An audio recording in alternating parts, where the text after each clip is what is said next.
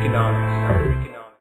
And one thing I've always been good at, if you look through my papers, is finding good co-authors. So I have the best list of co-authors you could ever hope for. A guy, Sudhir Venkatesh, who's a sociologist who spent 7 years living with crack-selling gangs, actually infiltrated the gang, and then wanted to share his data with me. I mean, you can't do better than I've done. Than having somebody who'll do that. Absolutely. Yeah. But you were going to explain about your wives and all of that in terms of... Right. Well, like I said, we babble. We talk a lot because, you know, our work, you know, we like to work together. So I remember one time in the middle of this babble, he just said something that I don't know if you'd said it before or expressed it before, but it certainly wasn't something we talked about in the book. This was in the middle of writing the book. And he said, well, you know, it's like we were talking about politics and morality, because with the abortion crime argument, it's very difficult. We had to be very careful to make that argument in a way that people could kind of handle it without getting, you know, waving a red flag in front of them.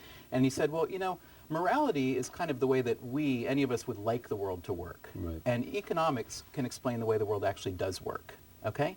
The minute you create that frame, and the minute we created that frame for the book, all of a sudden you can put anything you want in it, because we don't have a horse in the race.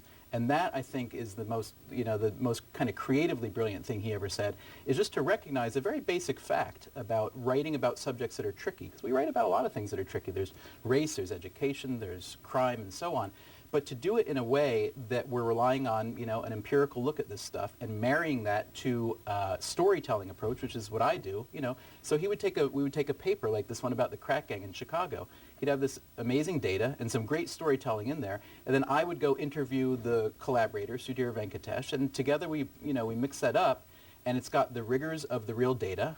It's got the storytelling that journalism can bring, but it doesn't we're not trying to say, hey, crack dealing's bad, hey, crack dealing's great, this is what you should do, this is what you shouldn't do. And so I think what's coming through in the book is an idea that you can read about this stuff and not feel compelled to come down on one side or the other.